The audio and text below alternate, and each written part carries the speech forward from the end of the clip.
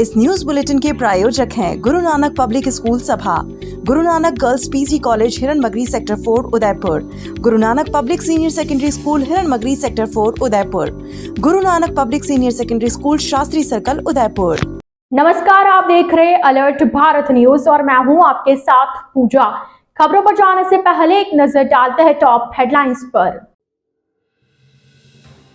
जैन आचार्य की हत्या के विरोध में उदयपुर में भी आक्रोश, सकल जैन समाज ने किया प्रदर्शन।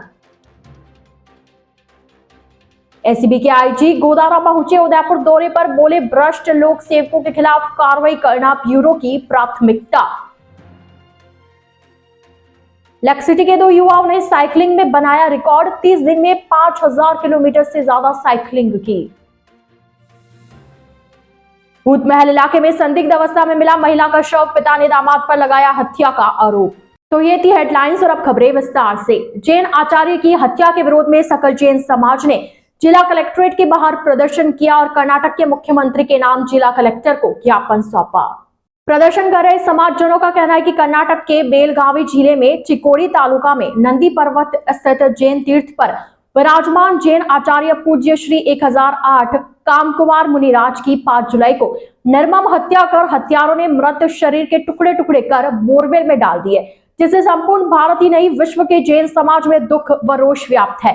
ऐसे में आज इस ज्ञापन के माध्यम से हम पूज्य आचार्य श्री 1008 कामकुमार नंदी मुनिराज की हत्या के साजिश का जल्द से जल्द खुलासा करने, निर्मम हत्या का मुकदमा फास्ट ट्रैक कोर्ट में सुनाए जाने, कर्नाटक में जैन संतों की सुरक्षा व्यवस्था करने और कर्नाटक में जैन धर्म तीर्थ व संतों की सुरक्षा हेतु जैन संरक्षण बोर्ड की स्थापना करने की मांग को लेकर ज्ञापन देने पहुंचे।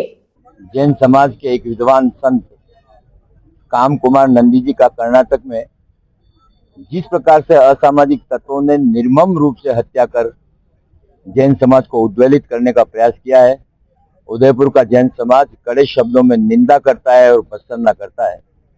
जिला प्रशासन के माध्यम से भारत सरकार को आज हम ज्ञापन दे रहे हैं और यह निवेदन के साथ कि देश भर में जहां जहां भी संत मुनिराज आदि विराज रहे हैं उनकी सुरक्षा का व्यापक व्यवस्था की जाए।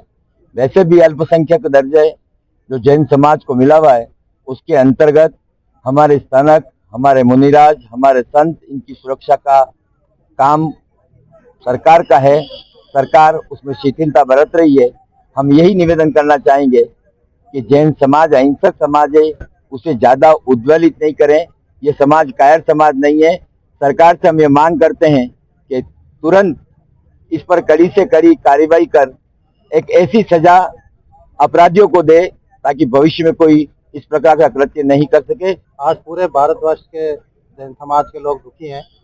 कर्नाटक में हमारे एक जैन संत काम कुमार नंदी जी का निर्मम हत्या कर दी, उनके टुकड़े करके और फेंक दिए गए। ये बहुत ही दुखद घटना है जैन समाज के लिए। हम आज सभी जैन समाज के सदस्य यहाँ कलेक्टर साहब को ज्ञापन देने आए। भारत सरकार को से ये मांग करते हैं कि हमारे भारतवर्ष में जितने भी जैन संत हैं जो कि एक विचरण भी करते हैं, 4 महीने चातुर्मास में स्थिरावास रहता है और उसके अलावा विचरण करते हैं, तो कहीं भी उनकी किसी भी तरह की कोई दुर्घटना न हो, इसके लिए सभी जैन समाज के संतों को और सत्या जी को सुरक्षा प्रदान करनी चाहिए, ऐसी हमारी मांग करते हैं। और साथ ही हम ज्ञापन दे रहे हैं कलेक्टर साहब को, कर्नाटक के मुख्यमंत्री सिद्धारमैया जी को भी ज्ञापन दे रहे हैं, शीघ्र ही हत्यारों को गिरफ्तार करें और कड़ी से कड़ी सजा दिलवाएं। धन्यवाद। हमारे आचार्य कुमार नंदी जी महाराज का काम कुमार नंदी जी महाराज का की हत्या कर्नाटक राज्य में किन्हीं असामाजिक तत्वों द्वारा की गई। नग्न मुनि जो किसी भी प्रकार का अपने साथ कोई भी आडंबर, किसी भी प्रकार का परिग्रह अपने साथ नहीं रखते हैं, फिर भी इतनी बड़ी घटना हत्या की और हत्या करने के बाद शरीर के कई भागों में टुकड़े कर दिए और उन टुकड़ों को विसर्जित कर दिया कुएं के अंदर। इस तरह की घटना एक पूरे समाज को, पूरे भारतवर्ष के समाज को उद्वेलित कर रही है। तंग हो रहे हैं हम लोग, अहिंसावादी हैं, देश के सभी प्रकार के कानून को मानने वाले लोग हैं और हम लोगों को ये लगता है कि हमारे मुनिराज जो पद यात्रा करते हैं, पैदल चलते हैं, अपने साथ किसी भी प्रकार का परिग्रह नहीं रखते हैं, उसके बाद भी हमारे साथ इस तरह की घटना होती है, समाज को सोचना पड़ रहा है कि हमारा क्या होगा। इसी बात को लेकर हम अभी एक ज्ञापन देने आए हैं कि हमारे साधु संत और हमारे धार्मिक स्थल उनको सुरक्षा प्रदान की जाए। अल्पसंख्यक का हमें दर्जा दिया गया और हमारा ध्यान सरकार का हमारी ओर नहीं है।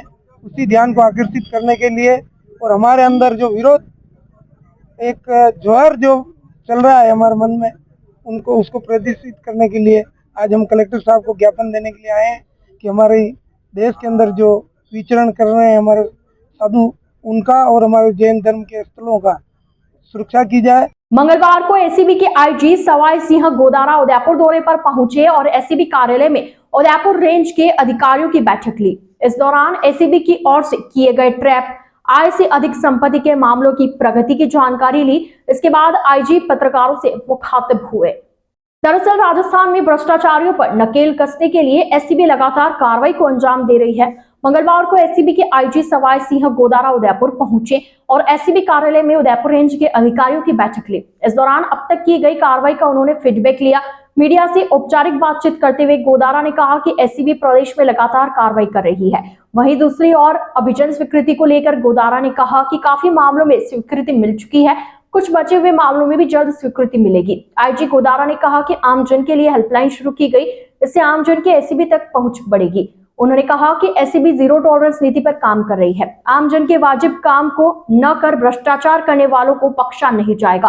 गोदारा ने कहा कि ब्यूरो की भ्रष्ट लोक सेवकों के खिलाफ कार्रवाई करना प्राथमिकता में शामिल है।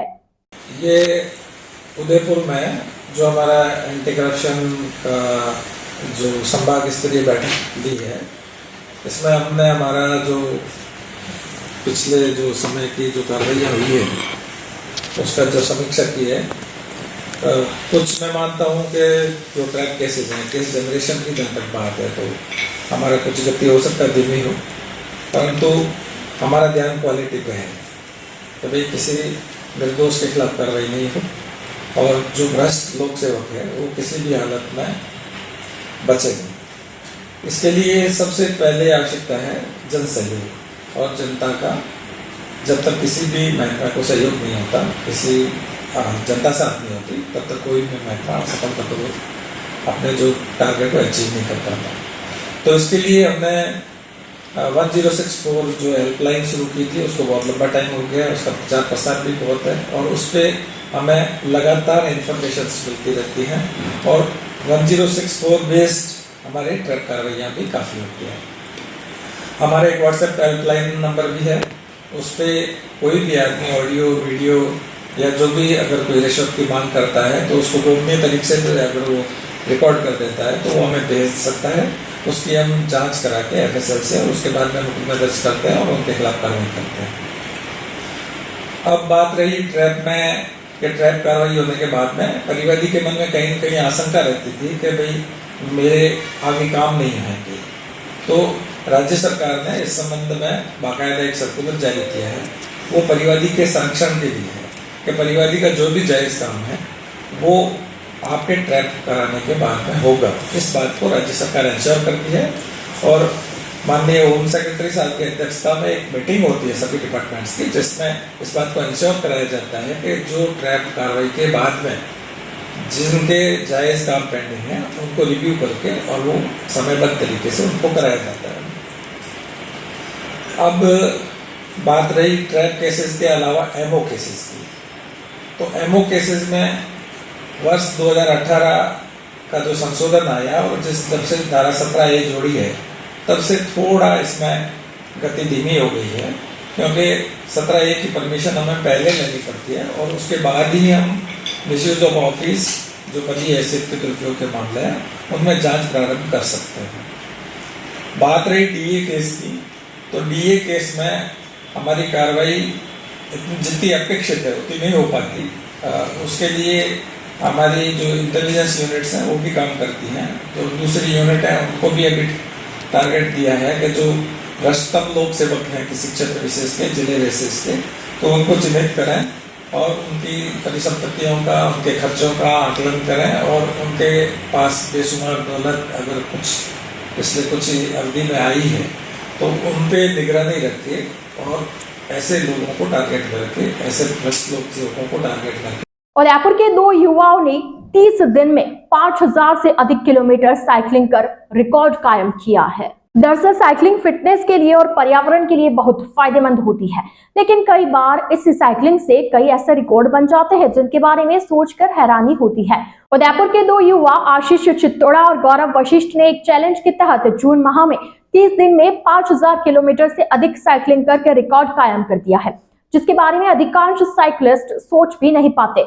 इस चैलेंज में आशीष और गौरव ने 30 दिन में लगभग 180 किलोमीटर प्रतिदिन के एवरेज से 5000 किलोमीटर की दूरी अलग अलग तय की है। दोनों ने ये साइकिल राइड्स एक साथ एक दूसरे को मोटिवेट करते हुए और इसमें कई व्यक्तिगत कीर्तिमान भी बनाए हैं। 1 जून से शुरू हुए इस चैलेंज में आशीष और गौरव ने एक बार 300 किलोमीटर की राइड उदयपुर भिलवाड़ा उदयपुर कंप्लीट की। उसके अलावा एक बार 200 किलोमीटर की राइड उदयपुर गोमती चौराहा उदयपुर साथ में कंप्लीट की। अगर साइकिलिंग सेंचुरीज की बात की जाए तो आशीष ने जून माह के 30 दिन में 36 सेंचुरी राइड्स और गौरव ने इसी दौरान 35 सेंचुरी राइड्स कंप्लीट की है। जून की तपती धूप एवं गर्मी, विपरीत हवाएं और चक्रवात बिपरजोय भी इन दोनों की हिम्मत को नहीं डिगा सका। आशीष और गौरव ने इस रिकॉर्ड को कायम करने के साथ ही क्रमशः 8 और 9.5 किलो वजन भी कम किया। जून माह में स्ट्रावा एप्लीकेशन की इंडिया रैंकिंग में आशीष और गौरव ने इंडिया लेवल पर क्रमशः नंबर 1 और नंबर 2 पोजीशन, वहीं वर्ल्ड रैंकिंग में क्रमशः 20 और 21वां स्थान हासिल किया। इवेंट के तहत हमने 5000 किलोमीटर का रिकॉर्ड ब्रेक किया है और ये काफ़ी पहले का जो रिकॉर्ड था वो 3500 का था और इस बार हमने 5000 का रिकॉर्ड बनाया है, जिसमें हमने average 180 kilometres per day ride करी। क्या कितना उदयपुर का रेंज आपने कवर किया? इस दौरान क्या कुछ चैलेंजेस सामने आए? हाँ, इस दौरान हमें काफ़ी चैलेंजेस आए, जैसा कि एक तो सबसे बड़ा चैलेंज था वर्क के साथ मैनेज करना। It was next to impossible, but हमने अपना काम मैनेज किया है। दैन उसके साथ सुबह 100 किलोमीटर्स, इवनिंग में 100 किलोमीटर्स एंड दैन उसके बाद बीपरजॉय वॉज द मोस्ट बहुत बड़ा ये हमारे लिए सेटबैक था, तो उसके अंदर हमने चलाई है साइकिलिंग। लॉट्स ऑफ पंचर्स हुए हैं हमारे, 22 ट्यूब्स हमने अभी तक काम में लिए। एक ट्यूब अराउंड 400 का था। ये सारा कुछ किया है। तो जब वो 2 हफ्ते निकल गए थे तो हमारे जब स्टैट्स आते हैं, हमारे हर हफ्ते स्टैट्स आते हैं कि हमारे कितने पॉइंट्स बन गए, हम किस पे खड़े हैं, कि हमारा 6 पे आ रहे हैं या 4 पे खड़े हैं। जब सेकेंड वीक तक जब हमारा स्टैट्स आया था तो मैं फर्स्ट पे था, ये भी फर्स्ट हम लोग सेम चल रहा था। तो 2 वीक के बाद एक्चुअली क्या होता है, आप अगर रेगुलर साइकिलिंग करने जा रहे हो तो आपका बॉडी आपका जवाब देगा। आपको इतना आप में वो स्ट्रेंथ नहीं रहता कि आप रेगुलर चलाओ। तो एक टाइम ऐसा भी आता है जब आंधी स्टार्ट हो गई थी और आपके पैर में कुछ है नहीं कि आप ज़्यादा राइड कर पाओ। ये मेरा दोस्त है, इसने बोला कि भाई अब नहीं हो पाएगा। तो मैंने उसको स्टैट्स दिखाया कि भाई देख फर्स्ट सेकंड पे आ गए, तो उसको रेगुलर हम अगर मेंटेन करते हैं तो हम शायद फर्स्ट पे आ गए। तो वही हम दोनों एक दूसरे को रोज़ हम दोनों साथ होते थे, हम दोनों रुकते भी थे, हंसी मजाक करते थे, हमारे हम गाना सुनते थे, ठीक है, कुछ और बातें करते थे। हमने लास्ट के 2 वीक हमने ऐसे निकाला, तो उसी का रिजल्ट है। हम दोनों ने साथ कभी एक दूसरे का नहीं छोड़ा। उदयपुर के धान मंडी थाना क्षेत्र के भूतमहल इलाके में संदिग्ध अवस्था में मिला महिला का शव, जिस पर पिता ने दामाद पर हत्या का आरोप लगाया। दरअसल उदयपुर शहर के धान मंडी थाना क्षेत्र के भूतमहल इलाके में बीती सोमवार रात एक महिला का शव घर में संदिग्ध अवस्था में मिला। महिला अपने पति के साथ किराए से रह रही थी। मृतका पूजा मेघवाल के पिता रमेश कुमार मेघवाल ने अपने दामाद विकास मेघवाल के खिलाफ आरोप लगाते हुए धानमंडी थाने में मुकदमा दर्ज करवाया है, जिसमें विकास पर बेटी को मानसिक रूप से प्रताड़ित कर हत्या करने का संगीन आरोप लगाया। जानकारी के अनुसार घटना बीती रात करीब 11 बजे की है, जब सूचना पर पुलिस मौके पर पहुंची। महिला का शव पलंग पर पड़ा हुआ था, वहीं पंखे पर चुन्नी का फंदा लटका हुआ था। पुलिस ने शव को एमबी हॉस्पिटल की मोर्चरी में रखवाया, जहां मंगलवार को मेडिकल बोर्ड द्वारा शव का पोस्टमार्टम किया गया। पिता द्वारा थाने में दी गई रिपोर्ट में बताया गया कि 7 माह पूर्व ही विकास मेघवाल ने उसकी बेटी को भगाकर कोर्ट मैरिज की थी, फिर उसके चरित्र पर शक करते हुए उसे मानसिक रूप से प्रताड़ित करने लगा। रिपोर्ट में पिता ने बताया कि मृतका ने मौके से कुछ घंटे पहले उसे कॉल किया था, जिसमें उसने कहा था कि मैं बहुत परेशान हूं। वह मुझसे मिलने की कोशिश भी कर रही थी, लेकिन उसे मिलने नहीं दिया जा रहा था और विकास और उसकी मां ने उसे जान से मारने की धमकी दी थी। साथ ही मृतका के पिता ने आरोप लगाते हुए बताया कि विकास के पिता उदयपुर में बतौर पुलिसकर्मी कार्यरत है, जिसका फायदा उठाकर उसने हमें परेशान किया। विकास मेरी बेटी को मानसिक रूप से प्रताड़ित कर रहा था और दहेज के लिए दबाव बनाता था। उसने मेरी बेटी की ज्वेलरी भी बेच दी और उससे लगातार पैसे की मांग कर रहा था। वहीं मामले में धानमंडी थाना अधिकारी रतन सिंह ने बताया कि पिता द्वारा दी गई रिपोर्ट के आधार पर मामला दर्ज कर लिया गया है, जिसमें आगे जांच जारी है। पोस्टमार्टम रिपोर्ट आने के बाद ही खुलासा हो पाएगा कि ये हत्या है या फिर आत्महत्या। अलर्ट भारत न्यूज के इस बुलेटिन में फिलहाल वक्त हो चला एक छोटे से ब्रेक का। ब्रेक के बाद जल्द हाजिर होंगे। आप बने रहिए अलर्ट भारत न्यूज के साथ। The Scholars Arena, an English medium co-education senior secondary school, activity-based teaching and learning with 1:35 student-teachers ratio. Pre-nursery to 12th, affiliated to CBSE. Well-equipped physics, chemistry, biology and computer lab. Well-equipped and ventilated classrooms. School aims to cultivate traditional values and cultural heritage of India. Up to 2nd standard, no school bags, no homework. Air-conditioned pre-nursery and nursery classrooms. Special general knowledge empowerment program. Enabling child to speak fluent English. Ensure the best English speaking environment. Complete monitoring with CCTV. Well-equipped indoor and outdoor game facility. Extra co-curricular activities.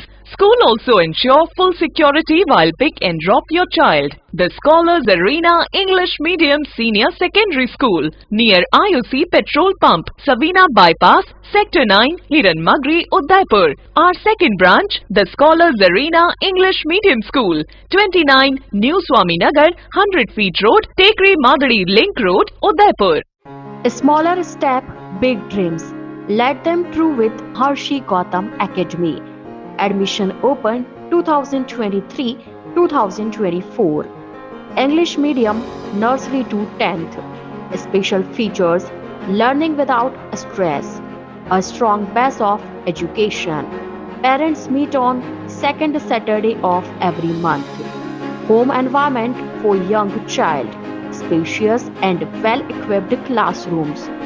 Indoor-outdoor game. School van facility. Available experienced teacher. Homely environment. Computer classes.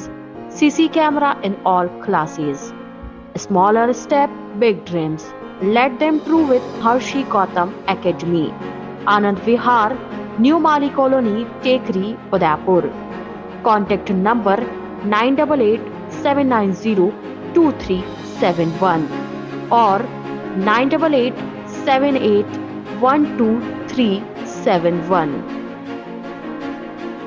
ज्ञान ज्योति प्रेरणा निशुल्क classes. जी हाँ, आपके उदयपुर में प्रतियोगी परीक्षा की निशुल्क coaching, BSTC और CET की निशुल्क कोचिंग। लिमिटेड सीट्स, आज ही रजिस्ट्रेशन करवाएं। संपर्क 9001512227 और 9982340210, 9799423599। तो आज ही आए राजदेव BH कॉलेज, बाल शिक्षा सदन, राताखेत, रामपुरा चौराहे के पहले, उदयपुर।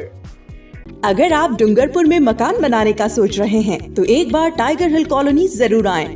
यहाँ आपको मिलेगा 3 BHK मकान सर्व सुविधा युक्त, अत्याधुनिक सुविधाओं के साथ, कम बजट में आवासीय कॉलोनी के मध्य। जी हाँ, राज मंदिर प्रॉपर्टी डूंगरपुर वासियों के लिए लाया है 2000 वर्ग फीट निर्मित क्षेत्र के 3 BHK मकान, जो कि 2 मंजिल मकान है, जिसमें आपको मिलेगा सेपरेट बोरिंग, पार्किंग व गार्डन, सेप्टिक टैंक, पानी की टंकी, modular kitchen, balcony, AC, TV व इन्वर्टर व वॉशिंग मशीन पॉइंट व गीजर कनेक्शन इत्यादि सभी सुविधाओं के साथ। देश के सभी प्रमुख बैंकों द्वारा अब आसान एवं छोटे किश्तों में कम ब्याज दर पर लोन सुविधा उपलब्ध है। तो अब इंतजार किस बात का, आज ही बुक कराएं टाइगर हिल कॉलोनी में अपने सपनों का मकान। डूंगरपुर में अपने 3 BHK मकान के लिए संपर्क करें राज मंदिर property. Mobile number 9549929912, 7992352848। BD Motors, Udaipur संभाग का सबसे विशाल मल्टी ब्रांड कार वर्कशॉप, जहां आपको मिलेगी हर कंपनी की कारों की general service, repairing, general parts के साथ denting, painting, wheel alignment, balancing, polishing, colouring, washing, एक ही छत के नीचे।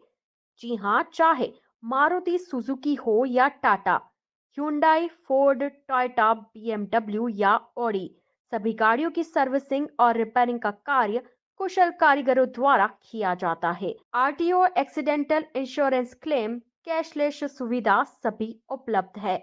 हमारे यहाँ आप पुरानी या क्षतिग्रस्त कार लाकर उसे कुशल कारीगरों द्वारा मॉडिफाइड भी करा सकते हैं। तो इंतजार किस बात का, आज ही संपर्क करें बीडी मोटर्स, हुंडई शोरूम के सामने, बलीचा मेन रोड, उदयपुर। हमारा कॉन्टेक्ट नंबर है 9649066986।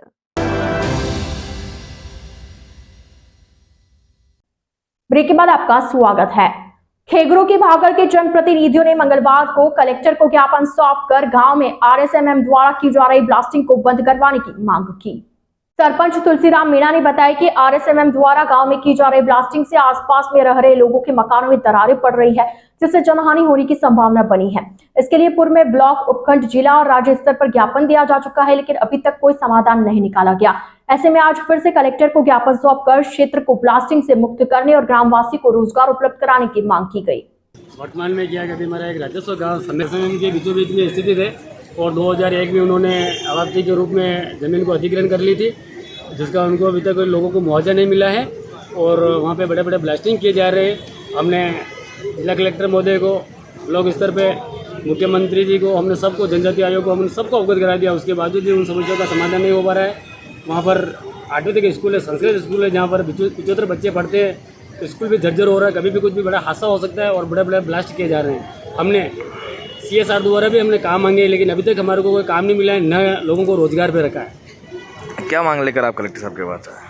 एक तो हमारी क्या, उन लोगों की जो जमीन आवाप्ती के रूप में अधिग्रहण कर लिए उसको अच्छा मुआवजा दिया जाए, जिससे वो लोगों को दूसरी जगह बसाया जाए और वहाँ के स्थानीय लोगों को रोजगार दिया जाए। और CS द्वारा हमारे गांव को गोद ले रखा है तो CSR द्वारा काम करवाया जाए। सर, मैं ग्राम पंचायत लकड़वास खेंगरू के बगल से निवासी हूँ। मैं चामुगड़ा माइंस के अंदर काफ़ी विगत महीनों से वहाँ पे सरपंच साहब, हमारे ग्रामीणों ने काफ़ी बार वहाँ पे अवैध ब्लास्टिंग वगैरह जो भी हो रही है उसके रोकथाम के लिए पहले कलेक्टर साहब को पहले भी ज्ञापन दे चुके हैं और आज दिवस तक वहाँ पे कोई कार्रवाई नहीं हुई। अतः हम कलेक्टर साहब से ये मांग कर रहे हैं कि भाई वहाँ पे जो भी जो ग्रामीण रह रहे हैं उनके ऊपर कोई जानमाल की हानि ना हो, उनको जो वहाँ से अगर हटाना है तो उनको मुआवजा दे के हटावे और उनको वापस कहीं अच्छी जहाँ जितनी ज़मीन है उसकी डबल ज़मीन उनको देके वहाँ पे स्थायी रूप से उनको बसाया जाए, ताकि उन गरीब परिवारों को, उन मवेशियों को और उनको जहाँ भी रहे उनको बड़ी सहायता मिल सके। मैं निवेदन करूँगा राजस्थान सरकार से और कलेक्टर साहब से कि अतिशीघ्र इस मुद्दे को लेकर अतिशीघ्र इसका निवारण किया। जनसंख्या नियंत्रण कानून की मांग को लेकर मंगलवार को जनसंख्या समाधान फाउंडेशन ने कलेक्ट्रेट के बाहर प्रदर्शन किया, साथ ही प्रधानमंत्री के नाम का ज्ञापन जिला कलेक्टर को सौंपा। दरअसल मंगलवार को विश्व जनसंख्या दिवस के मौके पर जनसंख्या समाधान फाउंडेशन के कार्यकर्ताओं ने जिला कलेक्ट्रेट के बाहर धरना प्रदर्शन किया और जनसंख्या नियंत्रण कानून की मांग को लेकर PM के नाम जिला कलेक्टर को ज्ञापन सौंपा। साथ ही उन्होंने जनसंख्या नियंत्रण कानून की मांग को लेकर 23 सितंबर को दिल्ली कूच की घोषणा की है। इसके तहत जनसंख्या समाधान फाउंडेशन के कार्यकर्ता अपने अपने जिलों से कानून की मांग के लिए समर्थन पत्र लेकर 22 सितंबर को दिल्ली गाजियाबाद बॉर्डर पर पहुंचेंगे और वहां से 23 सितंबर को प्रधानमंत्री कार्यालय रैली के रूप में जाकर प्रदर्शन करेंगे। आज 11 जुलाई जनसंख्या दिवस के इस दिन में जनसंख्या फाउंडेशन के नेतृत्व में आज प्रधानमंत्री नरेंद्र मोदी के नाम पर जनसंख्या नियंत्रण कानून लाने के लिए ज्ञापन दिया जा रहा है।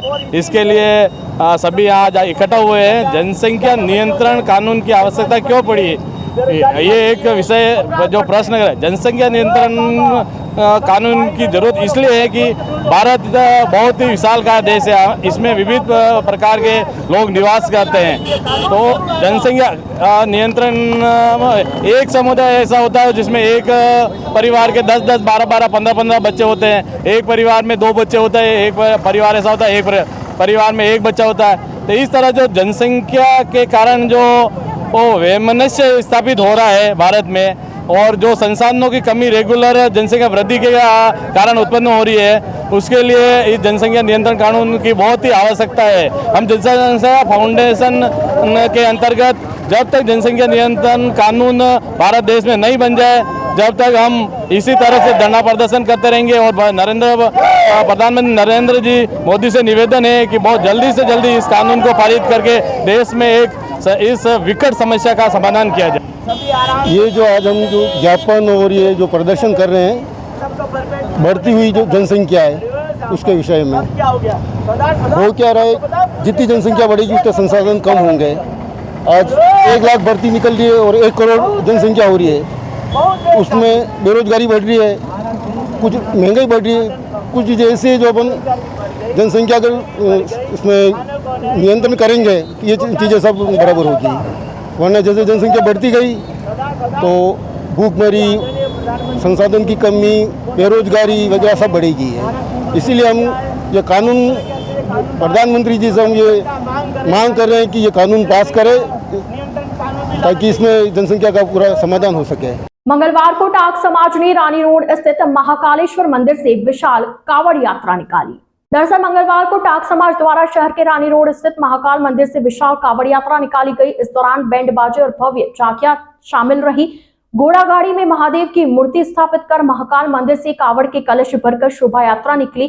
कावड़ यात्रा भ्रमण करते हुए पुनः महाकाल मंदिर परिसर में समाप्त हुई, जहां सभी भक्तों ने भगवान भोलेनाथ का जलाभिषेक किया। कावड़ यात्रा में 751 महिलाएं कलश लेकर चली, वहीं हजारों की संख्या में भक्त शामिल हुए। तो अलर्ट भारत न्यूज के इस बुलेटिन में फिलहाल के लिए इतना ही। अब दीजिए इजाजत पूजा को और आप बने रहिए अलर्ट भारत न्यूज के साथ। नमस्कार। A1 Senior Secondary School, a legend in school education. Co-education English medium with commerce and science stream. A1 Senior Secondary School is situated in the heart of the city at University Road, Ayad, Udaipur. School aims at all-round development of children. School aims to create genuine interest for education through playway and audio-visual modes, be able to make sensible choice between right and wrong, self-disciplined, self-confident and assertive human beings, to create confident, gracious and morally upright individuals. Best academic result from last 5 years of class 10th and 12th. Limited student in each class. Medical checkup twice in a year. Well-equipped physics lab, chemistry lab, biology and computer lab. Spacious library and reading room. Round-the-clock CCTV surveillance by the management. Well-equipped indoor and outdoor game facility. Extra co-curricular activities. Conveyance facility available in all parts of city. Admission open for nursery to 12th. Admission form available in all working days. A1 Senior Secondary School, 1 North Ayad, University Road, Udaipur. Contact at 0294 241 3294.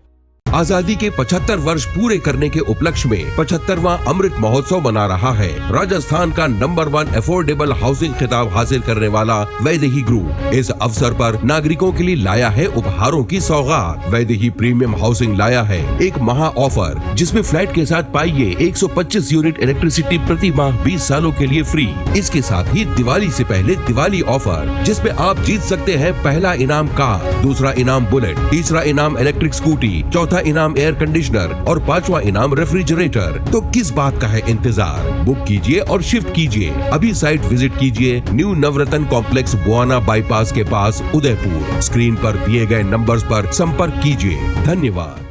आपके शहर डूंगरपुर में Balaji education consultancy लाया है INC द्वारा मान्यता प्राप्त संस्थान से A&M करें। 2 वर्ष की अवधि में कोर्स महिला स्वास्थ्य कार्यकर्ता, योग्यता 12वीं पास, केवल महिलाओं के लिए। सुविधाएं उपलब्ध। राजस्थान में सरकारी नौकरी के लिए मान्य, अनुभवी ट्यूटर्स के द्वारा अध्यापन, सुसज्जित classroom, clinical practice, community visit, lab facility, digital computer lab. Balaji Manav Vikas Evam Seva संस्थान दोवड़ा डूंगरपुर द्वारा संचालित बालाजी एजुकेशन कंसल्टेंसी, पंचायत समिति दोवड़ा, जिला डूंगरपुर, राजस्थान। डूंगरपुर पता निकुंज प्लाजा के सामने, diet hospital road, Dungarpur, Rajasthan.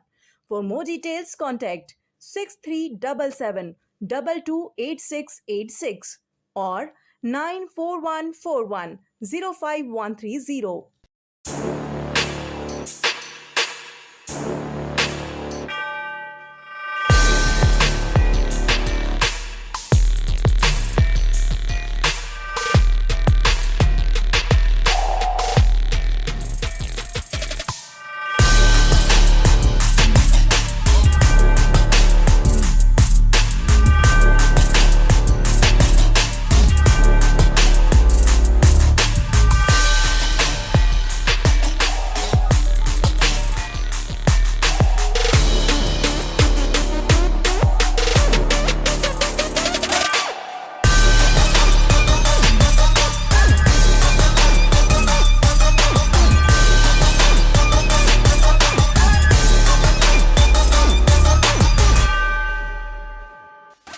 Vastu Cycle Store. Address F12 opposite Income Tax Office, Subsidy Center, Udaipur. Phone number 94142 63435. GITS, your pathway to bright future. Experience a new era in technical education. Building excellence for building a future in GITS, Geetanjali Institute of Technical Studies. Affiliated to RTU, Kota and approved by AICTE. We offer BTech in ECE, CSE, Civil, Electrical and Mechanical Engineering. MTech in CSE, Power System, Industrial Management and Engineering and Digital Communication. Professional courses like MBA with specializations in Marketing, Finance, HR, IT. GITS also offers MCA. GITS, an ISO 9001-2008 certified institute, is located at Airport Road, Dabok, Udaipur, Rajasthan. Call 9414-165-137. Email admission@gits.ac.in or log on to gits.ac.in.